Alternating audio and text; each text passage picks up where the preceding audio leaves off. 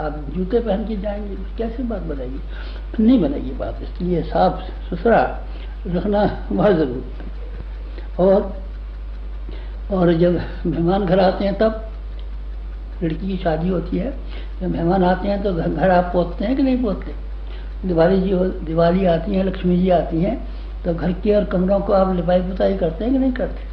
और भगवान को अपने भीतर बुलाना चाहेंगे तब, मान शक्तियों को अपने भीतर बुलाना चाहेंगे तब, तो अपने आप को साफ करेंगे नहीं करेंगे? साफ सुथरा रखेंगे नहीं रखेंगे? तपस्या ऐसी का नाम, तपस्या ऐसी का नाम है, साधना ऐसी का नाम है कि अपने अंदर से जो बुराइयां हैं, जो हमारे अंदर की भूलें हैं, अपने अंदर जो कमियां हैं, अपने अंदर जो दोष और दुर्गुण हैं, अपने अंदर जो कसार और कलमश हैं, इनसे जद्दोजहद करने में, लड़ाई लड़ने में जो मेहनत करनी पड़ती है, कठिनाई उठानी पड़ती है, वो सारी की सारी हम कठिनाइयों को खुशी खुशी उठाएं, इसी का नाम है। इसी का नाम क्या है? इसी का नाम है साधना। साधना इससे कम में नहीं होती, इससे कम में से साधना नहीं होती।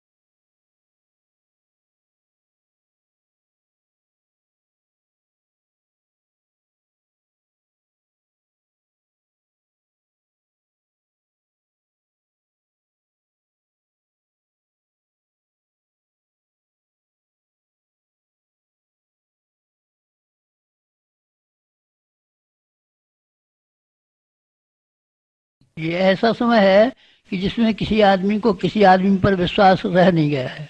आतंक का वातावरण चारों ओर घिरा हुआ पड़ा है। सड़क पर आप निकलते हैं, मालूम नहीं कि आपके साथ में पड़ोस में चलने वाला जो व्यक्ति है चाकू आपको भौंक करके और आपकी घड़ी नहीं छीन ले जाएगा, इसका क्या विश्वास है। इंसान का चाल चलन और इंसान का विचार इतना गंदा और इतना घटिया हो गया है कि अगर स्थिति यही बनी रही तो कोई किसी पर विश्वास नहीं करेगा, न भाई भाई पर विश्वास करेगा, न स्त्री पुरुष पर विश्वास करेगी, न पुरुष स्त्री पर विश्वास करेगा, न बाप बेटे पर विश्वास करेगा, न बेटा बाप पर विश्वास करेगा। ऐसा गंदा, ऐसा घटिया, ऐसा वाहियात समय है। और ये इसलिए भी घटिया और वाहियात समय है कि नेचर नाराज हमसे हो गई है, प्रकृति ही हमसे नाराज हो गई है। पानी बरसाने में कहीं उसकी मौज आती है तो अंधाधुंध बरसा देती है, कहीं उसकी मौज आती है तो जहाँ जितना सूखा सूखा पड़ता हुआ चला जाता है। कहीं मौसम का ठिकाना नहीं, मौसम पे पानी बरसेगा कि नहीं कोई नहीं कह सकता। और ठंड के समय पर ठंड पड़ेगी, गर्मी के समय पर गर्मी पड़ेगी, कोई नहीं कह सकता। भूकंप कब आ जाएंगे कोई नहीं कह सकता। ज्वालामुखी कब फटने लगेंगे कोई नहीं कह सकता। बाढ़ कब आ जाएंगी इसका कोई ठिकाना नहीं है। नेचर हमसे बिल्कुल नाराज हो गई है, इसलिए उसने अपना ठीक तरीके से काम करना बंद कर दिया है। ये ऐसा भयंकर समय है। ऐसे भयंकर समय में क्या आपके लिए कोई जिम्मेदारियां नहीं है? क्या कोई आपके कर्तव्य नहीं है? क्या आपके अंदर भावनाएं नहीं है? क्या आप भावना शून्य हो गए हैं? क्या आपका हृदय पत्थर का और लोहे का हो गया है? नहीं, मेरा ख्याल है कि सब आदमियों का ऐसा नहीं हुआ होगा। ज़्यादातर लोगों का तो ऐसा ही हो गया है कि ये घटते घटते जानवर की तरीके से बनते जाते हैं। हमें आपसे ये उम्मीद है कि ऐसे भयंकर समय में अपना सारा वक्त केवल पेट पालने के लिए और संतान पैदा करने के लिए खर्च नहीं करेंगे।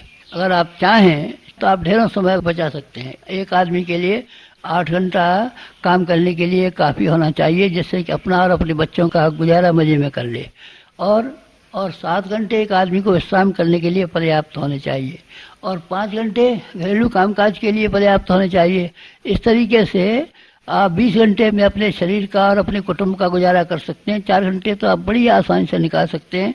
ये आपकी इच्छा के ऊपर है कि आप अपने उस समय को आलस्य में, प्रमाद में, आवारागर्दी में किसी तरह से खर्च कर डालें। ये आपकी मर्जी है, कौन रोकता है आपको। लेकिन अगर आप चाहें तो समाज के लिए, ये गिरी हुई परिस्थितियों का मुकाबला करने के लिए, समय को ऊंचा उठाने के लिए, इंसान का भाग्य और भविष्य शानदार बनाने के लिए आप कुछ कर सकते हैं। करना ही चाहिए आपको। इसमें तो नुकसान पड़ेगा हमारा नहीं, मैं आपको यकीन दिलाता हूँ कि नुकसान नहीं पड़ेगा। जिन्होंने लोक सेवा का काम किया है, अपना समय को लोक सेवा में लगाया है, वो चाहे गांधी जी रहे हों, जवाहरलाल नेहरू रहे हों, विनोबा भावे रहे हों, या कोई भी कर्णी रहे हों, स्वामी विवेकानंद रहे हों, लेकिन जिन लोगों ने अपना समय को समाज के लिए खर्च किया है, वो किसी तरीके से नुकसान में नहीं रहे हैं।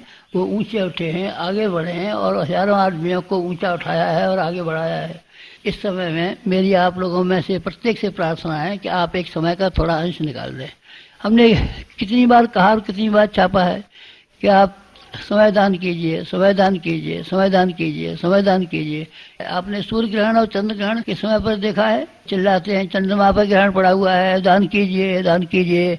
इस समय में हमारी भी एक ही पुकार है, समय की भी एक ही पुकार है, महाकाल की भी एक ही पुकार है कि आप समय दीजिए, समय खर्च कीजिए, समय दीजिए, समय खर्च कीजिए। किस काम के लिए खर्च करना चाहिए? आपको इस काम के लिए खर्च करना चाहिए कि लोगों के दिमाग और लोगों के विचारों को आप ठीक कर सकें। अगर विचारशीलता और दूरदर्शिता, विवेकशीलता लोगों के अंदर आई होती तो दुनिया खुशहाल रही होती। इंसान नहीं रहा होता, देवता हो गया होता, और ज़मीन का वातावरण स्वर्ग जैसा हो गया होता। पर विचारशीलता कहाँ है? समझदारी कहाँ है?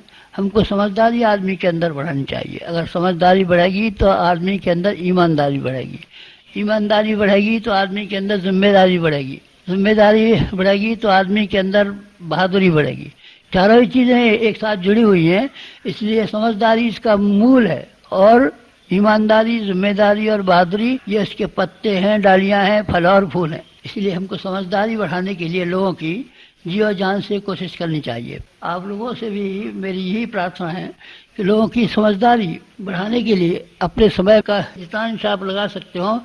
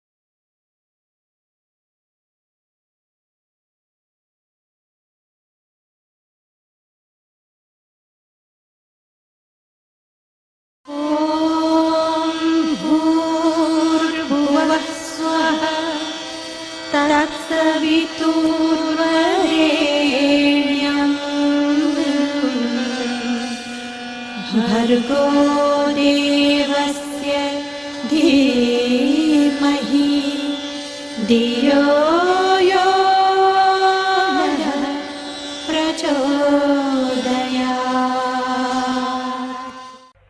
तीर्थ यात्रा कहते हैं धर्म प्रचार की पद यात्रा। धर्म प्रचार की पद यात्रा तीर्थ यात्रा, इसका अर्थ यह है गांव गांव घूमना, जगह जगह जाना, लोगों को अच्छे उपदेश करना।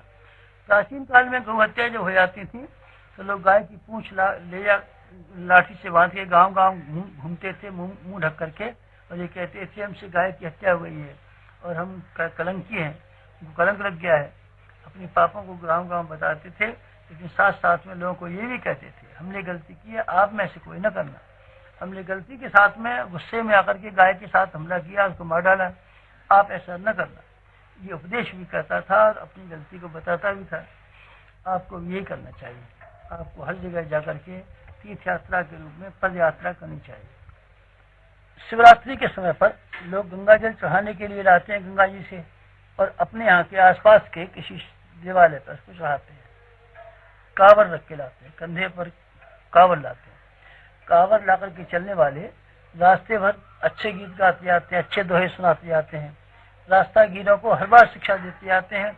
जहाँ जाते हैं चुपचाप नहीं निकलते हो, जहाँ भी रास्ता में गीर मिलते हैं, जहाँ भी लोग गांव में प्रवेश करते हैं, वह अच्छे दोहे, ज्ञान के दोहे, भक्ति के दोहे, वैराग्य के दोहे, कर्तव्य पालन के दोहे सुनाते चलते हैं। इसलिए उनका धर्मोपदेश भी साथ साथ चलता रहता है, पद यात्रा भी चलती रहती है, जनसंपर्क का कार्य भी होता रहता है। जनसंपर्क 1, पद यात्रा 2, धर्म प्रचार 3। इन 3 बातों को मिला दें तो आपकी सच्चे अर्थों में तीर्थ यात्रा हो जाएगी। प्राचीन काल के ऋषि ही कहते थे, घर घर अलख जगाते थे। अलख क्या?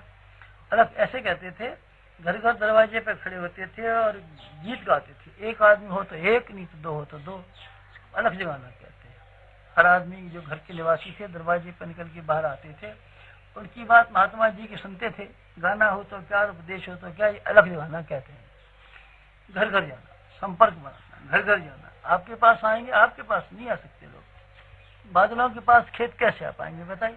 खेतों में इतनी सामर्थ्य होती तो फिर आप क्यों क्यों किसी का अंदर करते? बादलों को ही जाना पड़ेगा, घर घर आपको ही जाना पड़ेगा, आपके पास नहीं आएंगे। दुर्घटना से गिरे हुए आदमी किस तरीके से आपके पास आए जरा बताइए सही। इसकी टांग टूट गई है, इसको एक्सीडेंट हो गया है, आइए साहब हमारे यहाँ आइए और प्रार्थना पत्र लिखिए और हमसे अर्जी कीजिए तो हम आपकी सहायता करेंगे। इतनी हैसियत होती तो बेचारा टांग टूटा हुआ क्यों होता? तो घुड़सवार न होता? घुड़सवार नहीं है, टांग टूटा हुआ आदमी, वो चल नहीं सकता, इसलिए आपको ही जाना पड़ेगा। बाढ़ आती हैं, दुर्घटनाएं होती हैं, और कोई मुसीबतें आती हैं, भूकंप आते हैं, महामारी फैल जाती हैं, तो सेवा भावी लोग ये इंतजार नहीं करते कि वो लोग दुखी लोग हमारे पास आए और अर्जी दें और हमसे प्रार्थना करें ना। आपको भी भाग के जाना पड़ेगा और दौड़ना चाहिए। हवा अपने आप भाग करके जहाँ पहुँचती है हर आदमी की नाक में घुस जाने के लिए। सूरज की रोशनी हर आदमी के पास अपने आप चली जाती है, अपने आप चले जाने के बाद में उसको गर्मी दे करके आती है, रोशनी दे करके आती है। आपको सूरज की तरीके से, हवा की तरीके से और बादलों की तरीके से उन सभी जगह पर जाना चाहिए जहाँ ज्ञान की आवश्यकता है। पिछड़े हुए आदमियों को भी जरूरत है और प्रगतिशीलों को उससे भी ज़्यादा जरूरत है। पिछड़े आदमी एक ढंग के बेहूदे और पढ़े हुए आदमी दूसरे ढंग के बेहूदे, इनमें कोई खास फर्क नहीं है। चरित्र की दृष्टि से, चिंतन की दृष्टि से, नीति की दृष्टि से, आदर्शों की दृष्टि से सारी समाज लगभग एक ही स्तर पर जा पहुंचा है। इसमें धनी और निर्धन का भेद करना मुश्किल है, इसमें पढ़े और बिना पढ़े का भेद करना मुश्किल है। जहाँ तक जहालत का संबंध है, जहाँ तक दुर्भावनाओं का संबंध है, दोनों ही क्षेत्र अपने आप से बाजी मारने पर तुले हुए हैं। पढ़े लिखे ज्यादा कमा लेते हैं, बिना पढ़े कम कमा पाते हैं, बात अलग है। पढ़े आदमी ज्यादा चालाक होते हैं, बिना पढ़े कम चालाक होते हैं, ये बात अलग है। बड़े आदमियों के पास अच्छे महल मकान और पैसा त्योरी होती है, गांव वालों के पास फटे टूटे कपड़े होते हैं, ये अलग बात है। लेकिन जहाँ तक चरित्र का संबंध है वहाँ तक दोनों एक ही स्तर के हैं। इसीलिए हम और आप में से हर आदमी को, जिनको प्रायश्चित करने की बात हो, तीर्थ यात्रा की तैयारी करनी चाहिए, घर घर जाना चाहिए। किसके लिए? जनसंपर्क के लिए। जनसंपर्क किसके लिए? धर्म धारणा जागृत करने के लिए, विचार क्रांति के लिए, जनमानस का परिष्कार करने के लिए, लोकमानस में आदर्शवादिता की प्रतिष्ठापना करने के लिए। यही उद्देश्य होना चाहिए। घर घर आप जाएंगे, आप जाकर के घर घर एक उद्देश्य के लिए जाइए, गांव गांव एक उद्देश्य के लिए जाइए कि हमको जन जागरण का हवा पैदा करनी है। तीर्थ यात्रा का ये उद्देश्य, इसके लिए पैदल चलना पड़ता था ताकि ज़्यादा से ज़्यादा लोगों को रास्ते में मिले और उनके संपर्क में बनाएं। आपको भी ऐसी ही तीर्थ यात्रा की तैयारी करनी चाहिए।